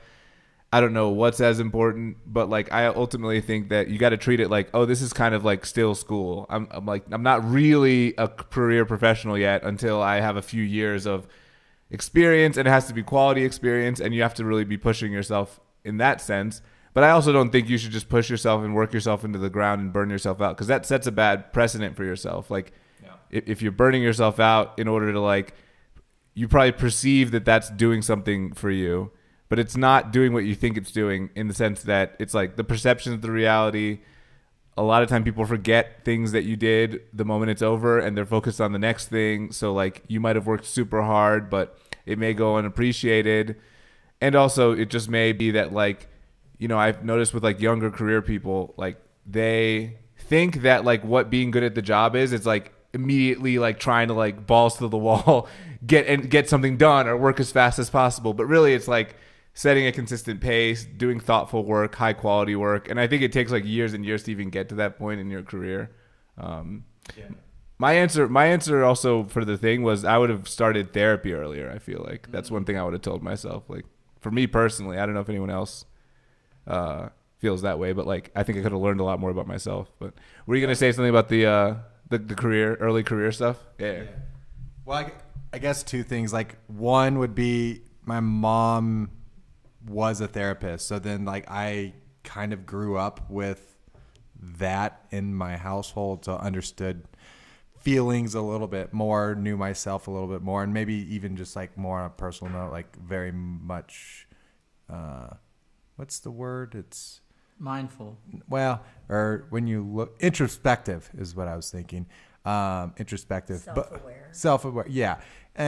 But then I think the big thing for me too, getting back to the career advice. Oh, I see it as like the job is affording. So I'm trading time there for time and resources to do what I really want to do outside of work and to be able to live comfortably. Like that's what I would prioritize over, well, I'm tracing my dream and my passion doing X, Y, Z, but it doesn't really pay the bills. And that's like, I can do that stuff on the side and still have a comfortable life. And it just comes down to your own priorities and what you're willing to give up to follow what your dream is. Right. There's no right answer to this. I do want to say something you said before about balance. When I went back to see my department about 6 months after I retired, they asked if I had any regrets, and I had one. And my regret was the number of times I put my job before myself, before my health. I needed to get home to do something for the kids, but there was something at school I had to do, and I made it a priority. And it was the well-being of people, of kids. Mm-hmm. But I should have kept my boundaries. I should have made them more hard boundaries than soft boundaries, because I gave way too much of myself, and it really ended up with some health issues and some other things. And I'm watching other people do that same thing. And my dad too, he did that as well. And like, yeah, I can see the like huge cost that you pay for doing that when you get older, and you don't realize it when you're younger because you like feel invincible, but then like you're like pushing it until you have like your first heart attack, and then suddenly you have heart disease now, and you get diabetes, and you get all these others, like it just cascades, and then you're like, oh fuck, I like pushed it too far before I realized I pushed it too far, and now I like just have to deal with the consequences. There's no way to like rewind the clock and undo that. You know what I mean? Colby has some good stuff. Yeah, let's go through like a Colby chat recap. Colby said, hell yeah, Neil agreed. First 5 years is repaying debt and save, then be a cushy mid-level coaster. Bare minimum to not get fired is equals optimal dollars an hour. There's no higher dollars an hour than dollars per hour than the smallest number of hours needed to stay afloat. I don't know if I agree with that. And then he said, you're not sandbagging. It's all opportunity cost of time or diminishing marginal utility of income. I agree with that statement a lot. Like, what is the time worth to you, and how much does the increase in income really change your life? You have to think about that. But the more you do at work at the same time, the more you learn, though. Also, if you just and sandbag and not do much, you may not learn very much either. Colby said, better to set boundaries too early than too late, which I agree with. And Brad said, education is your key to self-actualization. I agree with that. I mean, ultimately, yeah. I mean, I've been a workaholic. I've overworked, and there was some benefit to that, certainly. But like, I think one thing that also happens to a lot of people is like, you set this bar really high, and the like level that you set the bar at is like higher than really is comfortable for you. So, but then when it comes time to like turn down, it's like to your company, they're like, well, you're just doing the same stuff you've always done. I don't understand why that would be too much now. And they don't have like, did you say that maybe? Yeah, I think Will said that to me. And it makes a lot of sense. It's like, you have to understand that like, always pushing like more hours and more time is like the easiest. That's one thing they said in code school. Like, more hours is like the easiest lever to pull, but it's not always the right one. You have to think of like, work smarter, not harder. You have to think of like, really, is this work that I'm doing actually that important, or have I convinced myself it is, and stuff like that. A good boss would be willing to hear you out, though. If they're saying, you're doing the same thing you always did. If you explain to them, open up and communicate with them, like, hey, I was pushing myself too hard, yada, yada, yada. I'm a changed person. I'm going to pull back a bit. A good boss will hear you out on that, and they'll understand that to keep if they believe. Yeah, they did. If they believe you that you're working that hard. Because I've been in situations. If you're really working that hard, your work shows that you've been working that hard. I've been in situations where, like, regardless, the boss like a bad boss. Well, yeah, but what I'm saying is, you said if you have a good boss, and a good boss has to be engaged. They have to know you. They have to be invested in you as a person. Well, they want to keep you around. They have to have the power at the company to be able to give you leeway and actually like have true authority. Because sometimes your boss. They're working like that too, and they have no ability to turn the heat down for themselves. Right. So they also don't have any ability to do that for you. It's the culture. It's definitely the work culture. Well, and then the one thing that at least Jay and I last weekend when we were having this conversation, another thing that came up was like, for me, rewards is worth something. Like either getting recognized or a monetary reward. And if you're working harder, that should be recognized and you should be getting something out of it. And if you're not, then it's like, okay, well, then my extra work doesn't really matter. So why am I going to do that? Like Colby said there. Colby said, I don't know about you, but I've never seen my coworkers doing 80 hours a week get a bonus worth 2 times their salary. Exactly. I mean, at certain you can work an 80-hour week, but you're not going to get paid double, right? You're going to get paid what you make, and then maybe you'll get like a 12% bonus instead of a 10% bonus. Unless they pay overtime. But you ever think about it? So if that was the case, then they would say you're done. You can't work anymore. Like we can't, because legally they would if you work at a place like that, they just cap you off. They're like, I can't schedule you anymore because you've done too many hours already. So you've just pushed yourself in a shorter period of time, and they make sure you don't make more money than they're willing to give you anyway. Right. So as you were growing up, like as I was having kids, if I thought about their futures all included education and college. Like I never had a time when I didn't equate that with my kids' futures as they were growing up. Okay. But think how many kids don't have that. Like we're sitting here having these conversations because everybody at this table had opportunities for education. Mm-hmm. But what's the answer for all the people out there that either do not have the resilience because of everything they've been facing in life, or education has not been a priority in that family, not necessarily because they don't want it to be, but maybe there was survival that had to come first because of family situations. Yeah. And I just think, like, I hate to say it, when we talk about privilege, I mean, 100%. Yeah, I mean, I never questioned as I grew up that I wouldn't have the opportunity to go to college. Like that was never No, some thought. people are born on third base, and some people are born still at home Well, it's plate. not being born at third base. Like being born on third base is like Donald Trump getting a No, I'm small just saying. $10 Well, million loan from his. I'm There's just a saying range. people are. Yeah. There's a range, is what I'm saying. That's what I'm saying. I get what you mean now. So yeah, this has been fun, right, guys? I don't know. Should we cap it off? I'm tired. That's why I'm trying to cut it off. I feel like the I Cajuns are think getting so. killed. I saw that. Poor they were guys. behind. They're bad. I'm watching them right here. They're getting smoked. We're playing terrible. Yeah. But you know what? We're in the tournament. But Do we're you about guys to be out of the tournament. Have answers to that? Because I think that's a very important question, and I don't know. It's what's hard. the answer to that? Yeah. Oh, that's a 'cause tough one. I don't know. It's when life is already put you at a disadvantage, I would say, it is really hard to overcome. And that's why, honestly, some of the people that I respect most in life are people that have, through own sheer will, or I don't know what it is, but have like worked their way out of like really, really tough situations and made something. And I think it comes down to individuals, and it's like, hopefully there's things that, well, and that might even get back to what you were saying earlier about more pressure on teachers to then raise students. So then it's like the parents aren't doing it. They're not seeing, don't have those examples that we talked about earlier of like surrounding yourself with good people.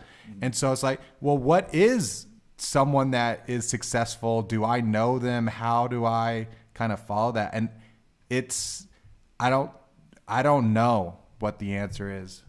I mean, Takes a there's- lot of work ethic. There's a lot. Well, it's not just that. I mean, I don't think it's up to the individual. Like ultimately, you know, part of the reason I have the political beliefs I do, which people can probably figure out what those are, but like, you know, that's where the state and social programs and you know, sort of like nonprofit, which would be like state subsidized, essentially organizations that like, you know, even like having, like you said, examples like Big Brothers and Big Sisters of America, right? Like, I'm sure they receive grants and funding from the government, and they probably receive donations from private people, and it's also a lot of volunteer time, right? Yeah.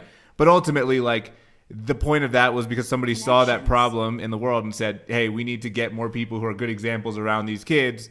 And then also, like, you know, for those parents, giving those parents sort of like resources, education, financial assistance, nutrition assistance, like all these like programs that, you know, a lot of people maybe question the utility of them or the validity of them. But like, you know, I've been on government, you know, welfare programs in my life, and I'm glad that those things existed because it is like a safety net. It's like when you're sort of in free fall, or when like, you know, the world is like you're falling behind the curve, right? And the world's sort of turning faster than you're moving. You know, those programs are there to keep you within a certain range of acceptable outcomes that, you know, and I think it's sad because you look at like, I mean, you know, go on Reddit or you go on the internet or something and you look at like people's attitude towards like the homeless or people's attitude towards, you know, anyone who has hardship. It's always like this sense of they need to take more responsibility. They need to work harder. But some of those people are doing that, and they still just are unfortunate enough to end up in those situations. So it's like, I think there should be some sense of trying to categorize like who are the people who this will benefit the most. Like who can we help in society? Like I've always been a big fan of like that every kid should get preschool, like free preschool, like 3 years of free preschool, right? And I don't think it would be that much money to fund in the grand scheme of all the shit that we waste money on as a country, right? Do you pay for preschool? Yeah. Private preschools. Well, I think you should have high quality 3 years of free preschool for like every child. And if you Starting think when? about it, what? Starting when? Like, you know, from ages 2 to 5, right? Isn't that usually preschool? 5's usually kindergarten. Right. So between, you know, whatever it is, like 2, 3, 4. And, you know, they've also shown that like just even that amount of education and that amount of like early intervention, like where those kids are getting 3 square meals or at least 2 square meals out of the 3, like at What school. was the program that the Shrivers started? Like Maria Shriver? No. The Shriners program where the kids are like it was hurt? Sergeant Shriver. What is it? It's I don't know. But like that education that they get, just that amount, it like drastically improves their life outcomes. Like so if you think about it, that would be the way. It's like our generation's already a little like probably a lot of people it's like too late, which is sad to say. But there's a lot of people in that position. They're not in a position to change their life that much anymore. But if you start when they're like 2 and you start teaching them basic things like, math and reading and, how to communicate, how to socialize with groups, how to, interact with different types of, a lot of it is socialization. Yeah. But just having that and having the nutrition and having physical activity and having all these like things that come with those 3 years, like it would change society immeasurably.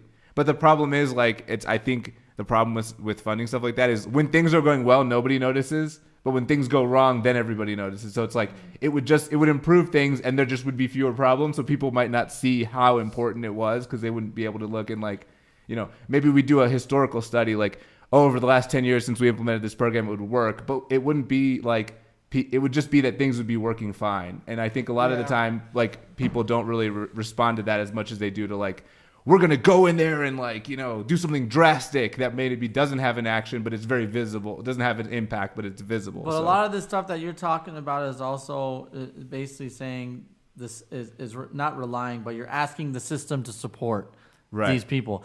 Well, it's like the system supports its own people. They're not. You know what I'm saying? They support the power. They support the big. Well, that's how it is now. That's the system. That's always how the system. That's how the system was designed. Sure, that's the problem. It's to keep the system doesn't support people that need it. It keeps people who are wealthy, and keeps people who are poor. That's poor. the system. And, I agree that with is the system. But that's the problem. But I'm just saying, but like, how do you change? You're asking what the solution is. I'm saying that's a possible solution to that issue. How do you change the system to not be so corrupt and so self-serving? Like that, I think, is the $1 million question of society that everyone's trying to figure out. I think it's beyond return. Well, but certainly, I don't know how. I don't know anyone who can sit here and like. I mean, maybe there's some people who work in some sort of policy making that have like really detailed ideas, but like, I can't think of any idea I've heard where someone's like, "This is how you fix corruption." No, it would take the entire system to all come together and agree to do something. Well, the people they do little things, but they'll do a couple things for the people who need it, and then a bunch of things for the people who don't. Well, right? the people together, we talk about Martin Luther King and those type of people. They were able to organize massive amounts of people to like stand up and sacrifice for the social good, right? So it's like that's why I think those people get assassinated, because like it's not because he was like anti-racist. It was because he was trying to point out fundamentally how the system was keeping everyone down, and racism was like one symptom of that, but it's a larger problem. So it's like ultimately that is very threatening, right? Like that's very threatening to the people in power, because if all of us just collectively got together, all of us like poor people, got together and we just decided no more, we're not going to accept it, and we're willing to actually personally sacrifice for that, it'd be very tough to control us. But it's very easy to buy people off or create enough misinformation that they become super apathetic, or confuse them, or distract them with like things that don't matter, like trans this, or abortion that, or whatever, where it's like these things that aren't really like the everyday, making really the everyday life of people better. It's just focused on hot button issues. And I think that's part of the strategy. Just focus people on hot button culture war distractions, so that they don't actually think like, well, if we all just got together and like advocated for the stuff we can all easily agree on. But why don't we learn from countries where things are working? There are countries that not at our scale. It doesn't cost anything to go to college, and you get a stipend for the time that you go. But it's always a small country. It is. It's always usually like the ethnically born people of that country only, and then immigrants and people who like come from other countries don't get that. Like they're not even allowed to become citizens of a lot of Japan. What do you think of in this country, how big it is and how many people and whatnot? If everyone was granted free college, how do you think the quality of the education is going to be? It would go down, but like it would go down because college is probably too late for something like that. You know what I mean? Like I think preschool.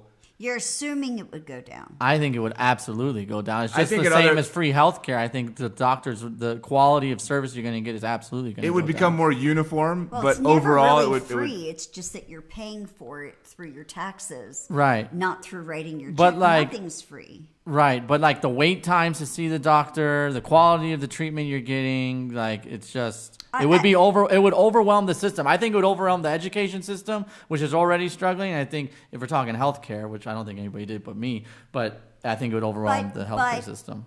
If you know your trajectory is college, maybe it would change your path if you knew it was attainable. For some people who are born less privileged or who are from very poor families, right, and they don't see college or higher education as any option, that's been taken off the board. There's a lot of good. We can't afford college. Don't even think about it. But there's a lot of good opportunities. Okay, there's a lot of good opportunities at schools. College. There's a lot of good opportunities if you're at a school and you get really good grades that you can go to college for free too. Maybe not at the college of your choice, but there's colleges out there that will give you a full ride scholarship with good grades. Think what my mom's I think it's kind of like making people, your own luck. It's not just always like, we can't afford it in the college. Like you can.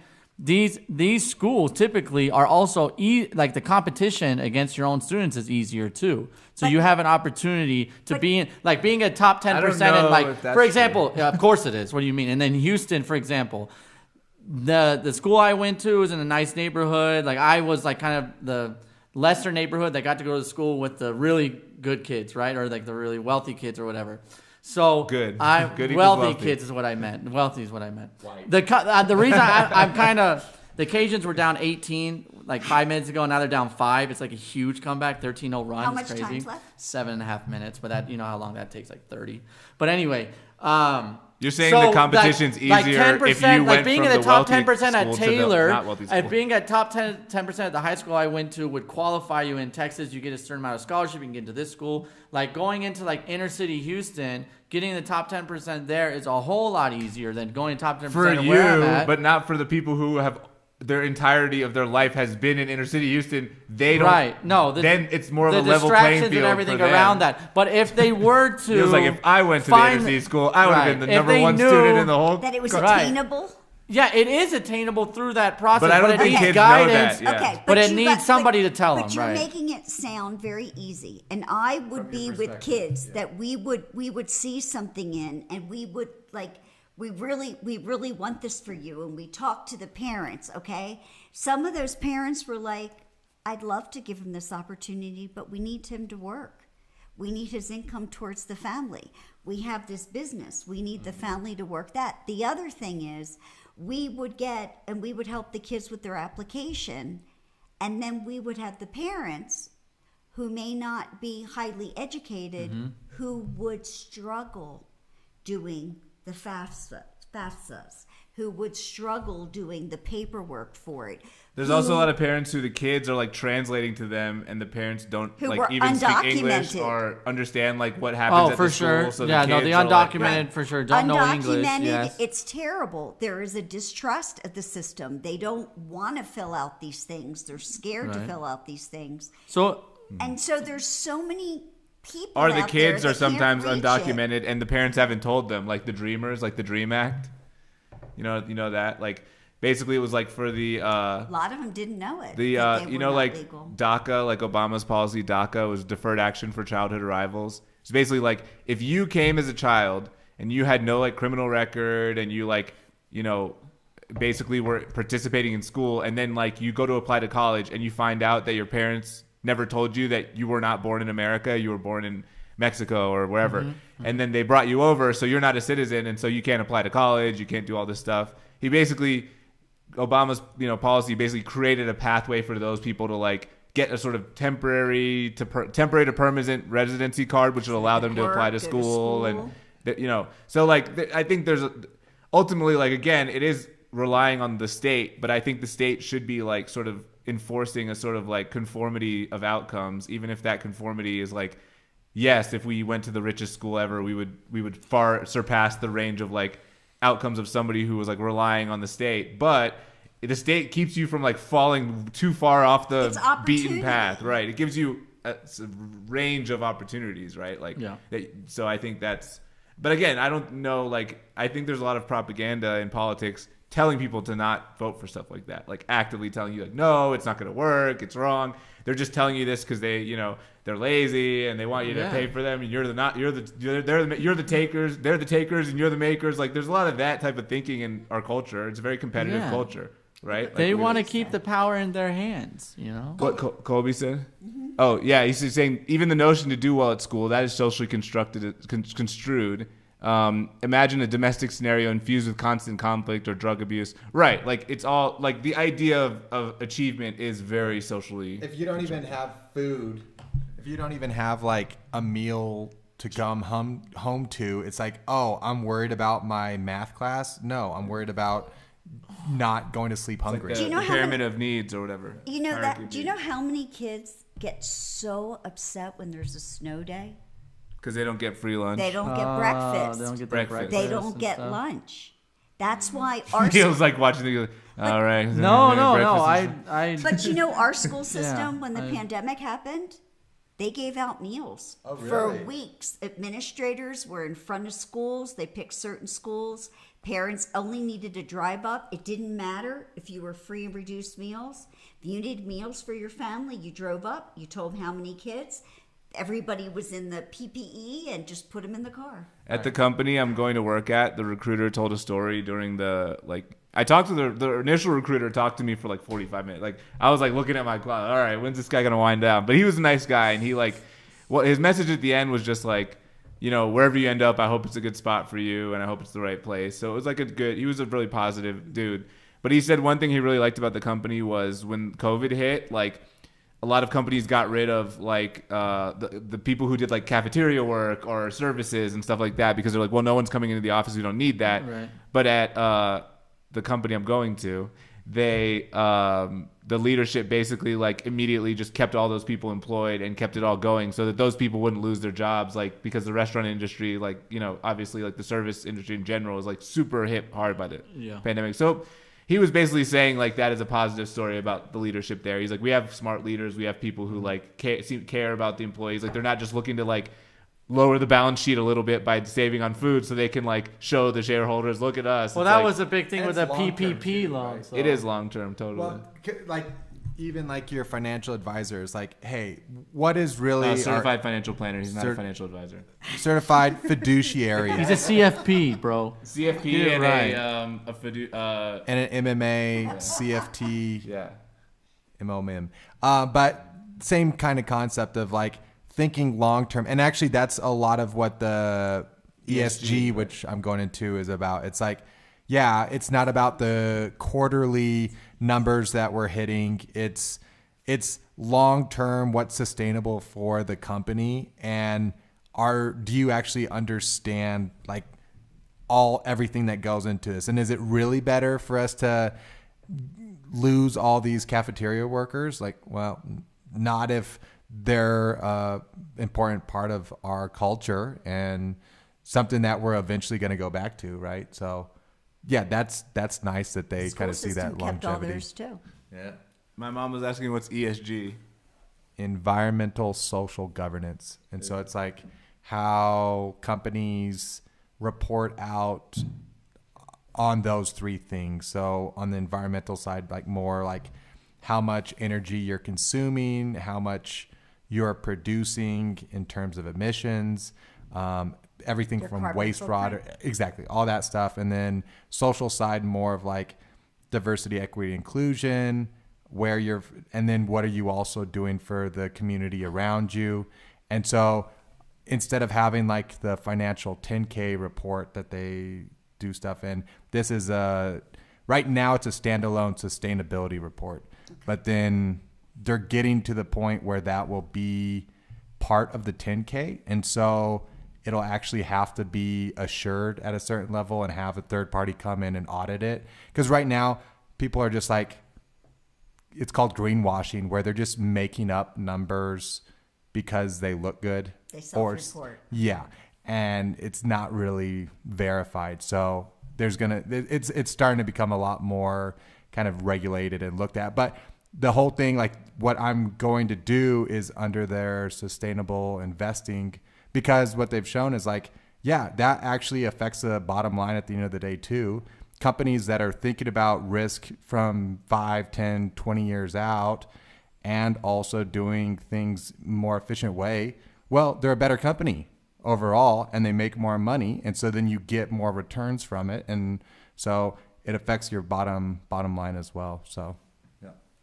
Yeah, it does seem like a newer way of thinking of business, because I feel like, you know, the 90s or whatever, it was all just about like corporate rating everything and cooking the books and like, you know, that what's that Leonardo DiCaprio movie where it's like how many times he's like, you jerk off? Like, it was that kind of like Matthew McConaughey guy who was like running slimy culture. Yeah, and I think there was a lot of, that's why the financial industry of that era, everyone was making, you know, they were buying yachts and shit because they were just fucking everyone over. Corrupt. Yeah, exactly. So it's interesting that like companies, you know, I think the next generation of companies were like, all right, how do we make sure that we don't like go down these bad paths? Because you've seen it. Companies fail all the time, like the SVB and stuff. It's like you really got to be mitigating risk at all times because you don't know when things outside your control are gonna, you know. Oh no. We gotta wrap it up.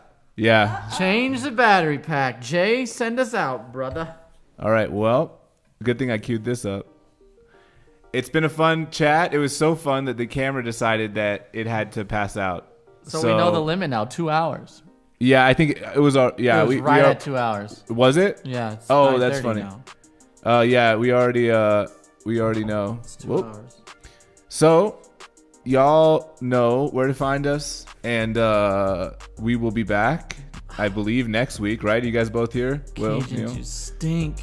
My mom won't be here next week, but Yeah, that's okay. thanks for joining. Here, you can We listen might to- have another guest on next week. Yeah, say it. Thanks for having me. Love you, Mom. Thanks for joining us. It was a really good conversation. See you, Colby. See you, Curran. See you, Brad. See you, everyone else. Austin, if you're still there. Sarah, I know you'll watch this in the future, I hope. So Mama! we'll see you then. Oh, see you, Jenny. Mama. Bye, Jenny. Hopefully you two can meet sometime. And Mean Gene. And Shout out Gene. Mean Gene in the chat. Mean Gene. Bye. That was fun.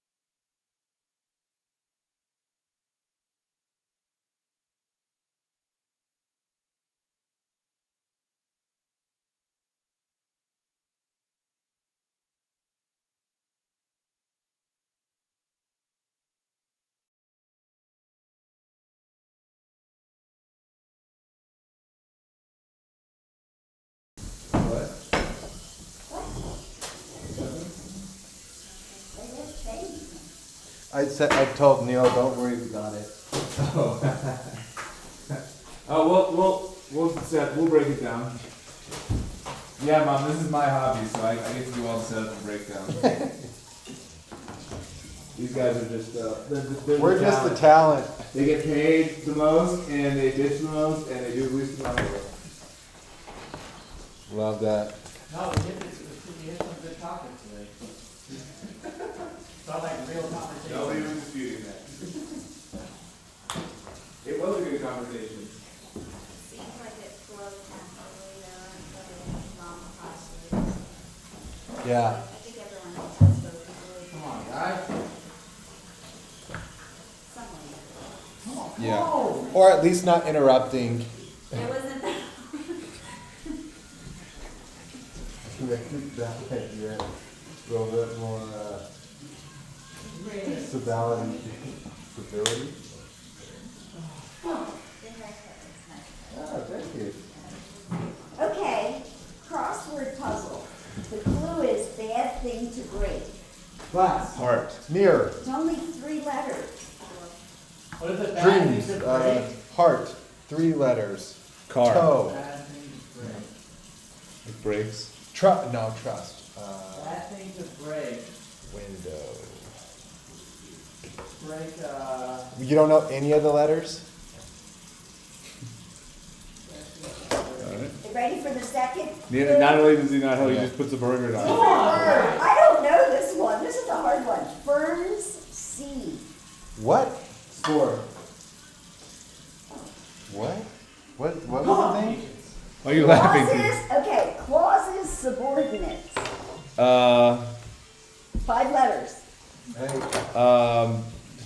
Thinking dependent clause. That's not it. Santa Claus. Not pronoun. Oh, Jay, they can still hear us doing a crossword. Okay, the first one's Oh, gonna be hold L. on. It's the same thing that happened. I keep Yeah, not we did stopping this it. last week. I keep not stopping it on the thing. Thanks, Will. Yeah. Okay. The thing thanks. that's bad to break starts with an L. That makes sense. Bad thing to